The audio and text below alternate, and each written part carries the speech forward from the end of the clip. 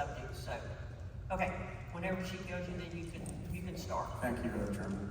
My name is Henry Kuhlman, 1154 Noble Way, the Villages.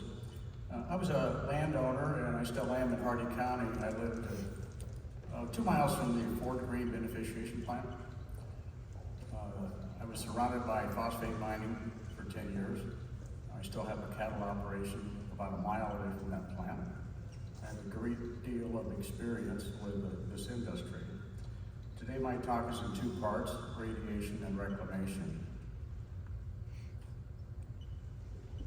This dragline bucket is in Mulberry at the Phosphate Museum. I'm aware that there are some new commissioners that might not have been here in 2018, that might not have been at the hearing, July 24th and 25th of 2018. At that hearing, there was kind of a demonstration of sorts. It involved a byproduct of mining called reject rock. Reject rock, that's what you see in this dragline bucket up in Mulberry. I don't know if you've been there or not. For the benefit of those who weren't here in 2018, and those folks here who are not familiar with reject rock. It wasn't mentioned today, by the way, by Mosaic, once, reject rock. So I got a sample of this 11 days ago out of this particular area, and it looked like gravel. Gravel is what it was referred as in Hardy Lakes Park. There's a pile over there, and I'll show you the numbers in a second, by Mr. Williamson during the report that he showed you up here. There's something a little different about this. It's not like shell rock, ground up asphalt, gravel, sand. What's different about it is it's radioactive. Commissioner Gross touched on it today. It's a byproduct of mining. Now, I won't get into all of the rims and micro rims and stuff, because that's been covered. Just to surface to say, it emits radiation, alpha, beta, gamma. Gamma goes through your skin, alpha can be inhaled, can be ingested, it can go through cuts. I mean, it's all radiation. The number that was given by DOH in the report that wasn't pointed out is 22 micrograms per hour is what they consider a limit for normal exposure. So if you take a Geiger counter, here's 2. So you'll hear some background radiation, which they've already explained. Now, if I take the Geiger counter,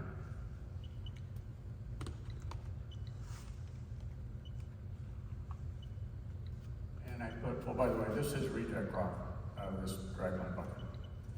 So I don't know if you can hear that or not, but it counts the gamma rays hitting the sensor. So that demonstration was kind of done here on the 24th of the evening of the 24th, 2018. Reject rock. What is it? What do they use it for? What's the history? How much is produced? How radioactive is it? Does it cause harm? Why are kids playing in it?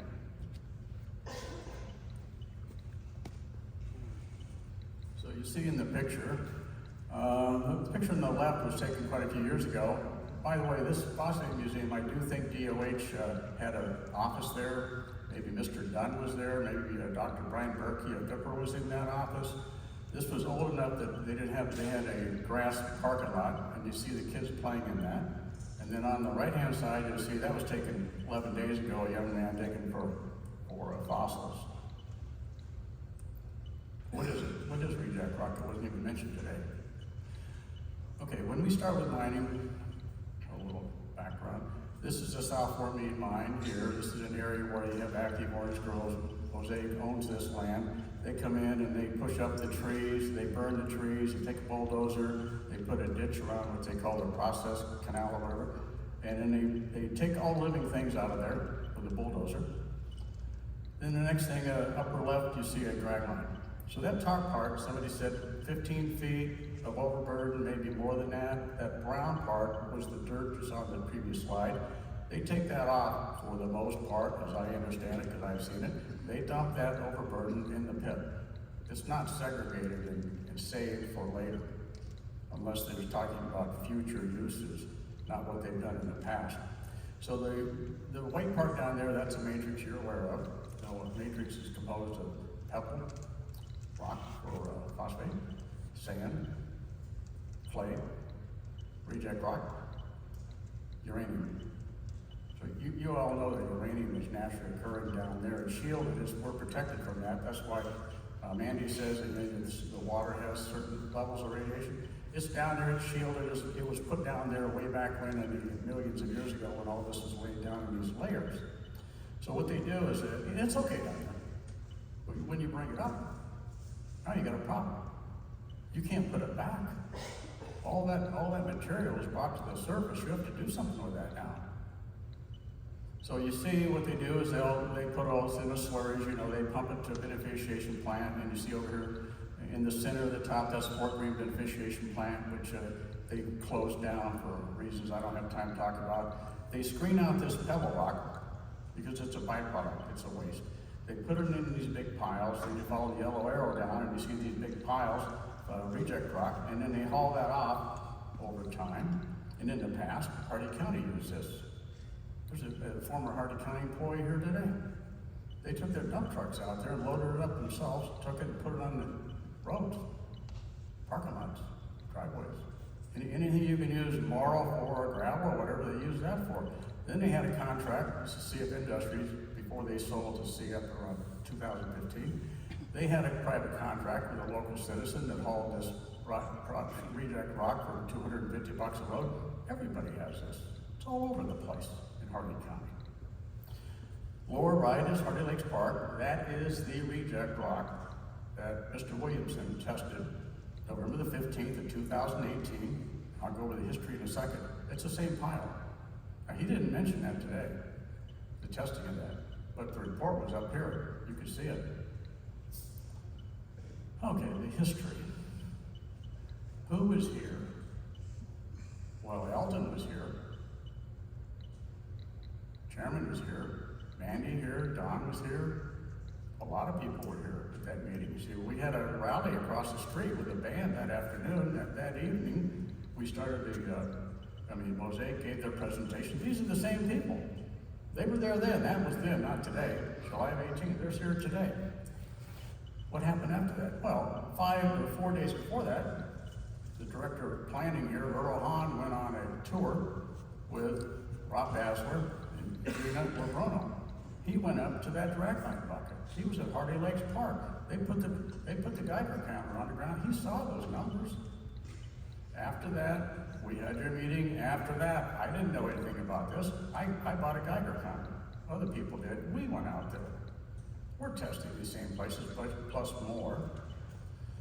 Then the Hardy County manager gets involved because he's afraid of people hurting tourism out there testing his radiation. He calls up Heather Medley. She's here today. Ask her what to do. She says, well, you ought to talk to Dr. Brian Berkey, Vipper. That's it right there. That's the email from Lex Albritton to Berkey. Berkey says, call DOH, Bureau of Radiation Control. John Williamson. Oh, we got to go out there and test that. They put a Geiger counter on a trailer, drove around the roads. I found out about it. I said, no, you got to go back and test what we're testing. Reject rock. This is different. You put a Geiger counter on shell rock, you get nothing. Dirt, nothing. Ground up asphalt. We just did it 11 days ago. Nothing. Background, low. You put it on this, it's different. After that, there was a phosphate movie made by a documentary guy. CNN did a 48-minute documentary last year on radiation from mining. CNN, Spanish Network. They were here 6 months. They sent their samples off to Oak Ridge, the laboratory up there. So we have a problem because I just heard from Mr. Williamson that they're not allowed to do any testing. They just can't go out and test.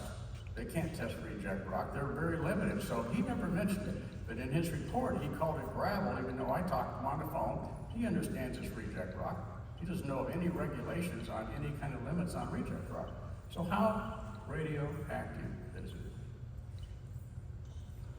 Okay, without going over all the numbers, right down here, you see at the lower, John Williamson, that's part of that report you saw up there. So they said the limit is 22 microwinds per hour. He tested the reject rock at Hardy Lakes in the gravel pile. He calls it the Gator Boat Ramp. It's actually in front of the Mosaic Community Center that they built for Hardy County. They put reject in it it's still there. So back then, in December of 2018, it was reading 85 micrograms. Let me see, there's one other one here where it was reading, but that's a different place. So this is just January the 20th of 2023. I did that.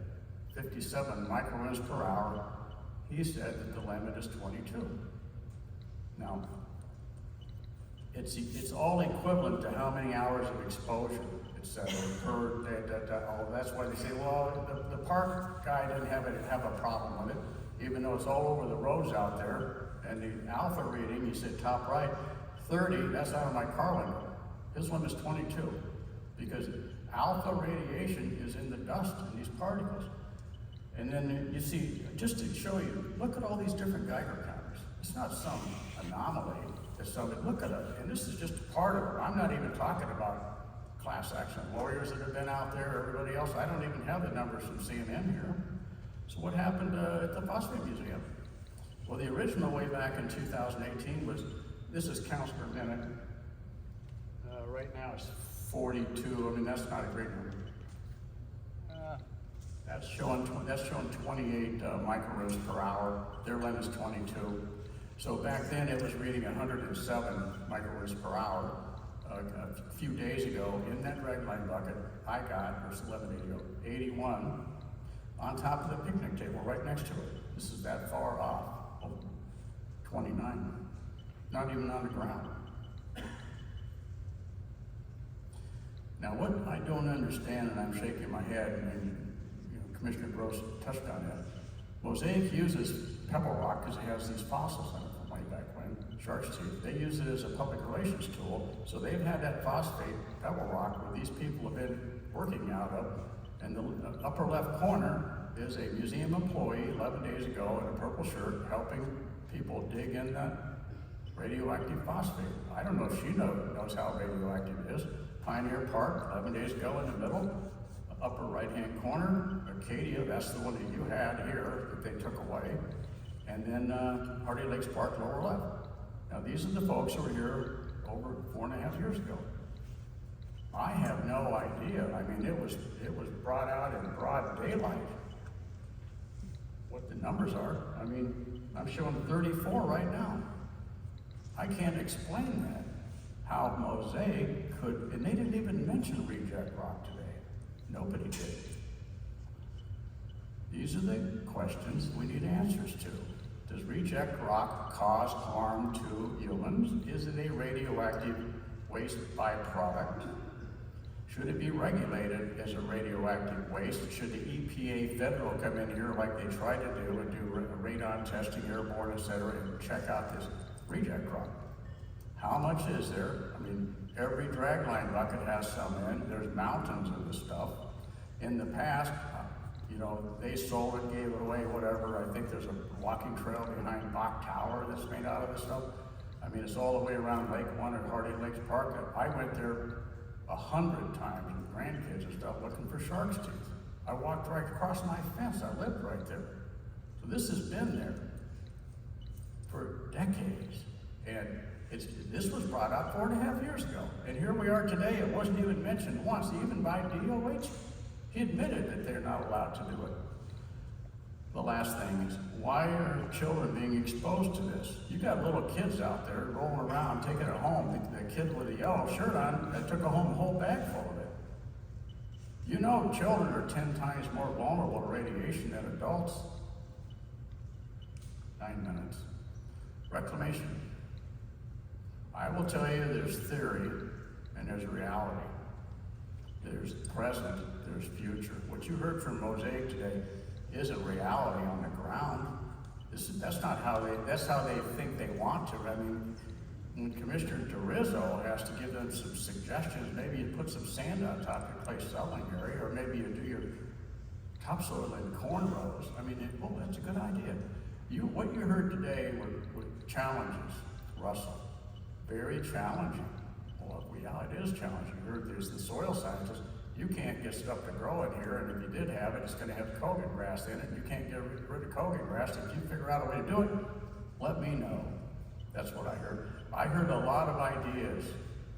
I didn't hear anything about what happened over the last decades, what they did. This is a picture a couple of years ago, South Fort Meade Mine, just to show you the way they reclaimed. All the other land, some of it has been mined now because they went further south. And Peace River is just like right under here.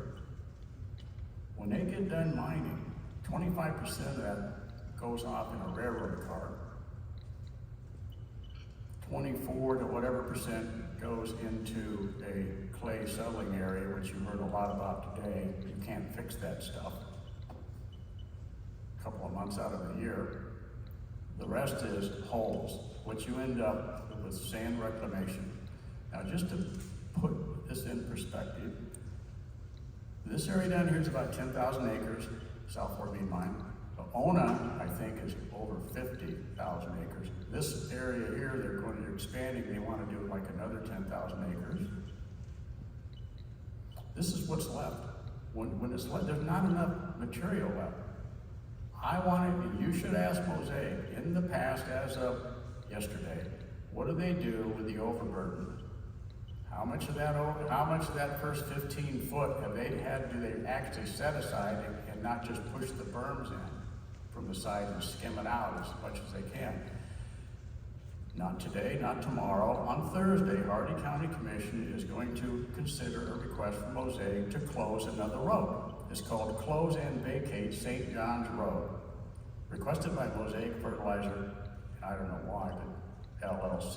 Did you know that? Mosaic Fertilizer LLC. This isn't in mining land. This is land they own. They own a lot of land, like they said, active orange groves. So when they get done, they bring this sand out and then they hope to contour it or whatever. But let's just, oh yeah, I forgot to tell you.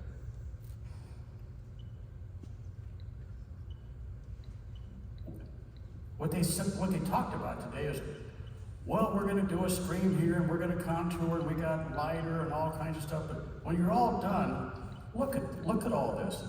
Just do yourself a favor. Take your iPhone and go to Google Maps.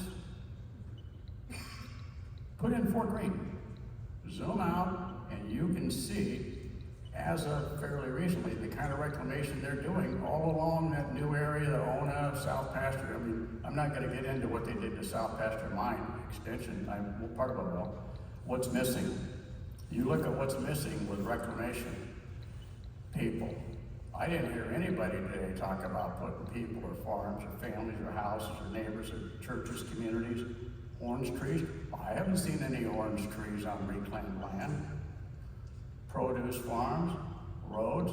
So they gave Hardee County $43 million to close X number of roads without, so many miles of roads, $42 million. So they could come in, they took all those roads out, all the infrastructure out, all the people are gone. There's nothing there. They put a fence around the whole thing. You go in there, you're gonna be arrested. It's gonna stay like that forever. So you're missing native trees, topsoil, biosphere, drainage. You're not gonna get, oh, by the way, 5 minutes. They spent half their talk today talking about wetlands reclamation and stream reclamation. They do their darndest not to, unless they mitigate the hell out of it, mitigate it, buy some land somewhere else and then just mine right through it. You can see how they work their way around. See what they did? They're not getting into that area where they have to do a whole bunch of what they talked about today. Natural hydrology. It took millions of years, I don't know, back to the dinosaur, for all those layers to build up so that everything works the way it does today. And then they take it all out down to 70 feet, and then they put sand in it, and then they wonder why it won't grow anything, except Kogan grass, or maybe eucalyptus trees, because they can't get oaks, obviously. Native grasses, I mean, we will talk all day long how hard it is to get native grasses back up and running. Utilities, wells, etc. So what do you really have? Cows don't like to eat Kogan grass, especially if it's tall. Now if you keep, now I have cows. If you keep it, and Kogan grass came in my pasture because of it's just everywhere now, and we keep it mowed down and they'll eat a little bit. What you end up with mining is, in your case, 24% are going to be clay settling areas, are going to be 7 stories tall, 90 feet deep. Now, and he talked about contouring roads to get up on top, so maybe you could, in a couple of months out of the year, get some hay to grow or something like that. Risk your big tractor falling through. In Hardy County, it's 40%. It was 60%. She mentioned sand clay reclamation. That was a total disaster in Hardy County. You're going to end up with 20% or so in pits. They don't have enough stuff to put back when it's all said and done. That processed sand has reagents in it. There's unnatural biosphere, pollution from reagents, radioactive waste. When you bring this stuff up, I beg to differ. When you bring this uranium up to the surface, they used to make yellow cake with that. Refine it. It's there. You can't get rid of it. Half-life's 1,600 years. You're going to have exposures, especially with reject rock. To my knowledge, I was told by an official at the Hardy County Mining Department that he thinks that Mosaic now is using their reject rock to put it back on mine land on their roads and stuff. They no longer, because I talked to Public Works too, no longer use reject rock. Hardy County, they got a mountain of it that they could use. It's really good stuff if it's not radioactive. They don't use it anymore. Why? They stopped using it. They put 26 loads from Mosaic's Four Corners mine in Hardy Lakes Park. Now they use dirt on the road, and they got stanchions everywhere, 10 miles per hour speed limit, because the dust is unbelievable. But that dirt's not radioactive. They didn't mention eucalyptus trees. I mean, they were using those, those fire sticks. To my knowledge, you're talking about class action lawsuits and radon and all this stuff. I don't see it being fit for humans. If it was, I'll show you in a minute. I don't see it fit for normal farming. I mean, they're trying to grow all kinds of exotics and stuff. I mean, they're buying nursery stuff to see if something will grow. Livestock don't do well on it. And I don't think wildlife does. I mean, think about the exposure of the wildlife. I'll jump through this. Mosaic wants another 4,300 acres or so in Mining Overlay, east of Fort Meade Mine. Hardy County Commissioners are worried that, hey, listen, when they move people out of that and they mine that, those people are depopulated. Population of Hardy County is falling. They don't even have a doctor who lives in the county. They got to go to foreign teachers. I mean, that place is in collapse. They've got $80 million in mining money that was supposed to have been used for alternative economies. Nothing. So Mosaic just they own almost all of that land that hasn't been mined. They want to mine that. And they just made 80 plus or minus acres available for affordable housing. And Hardy County Commissioners traded that for the mining overlay. Just happened.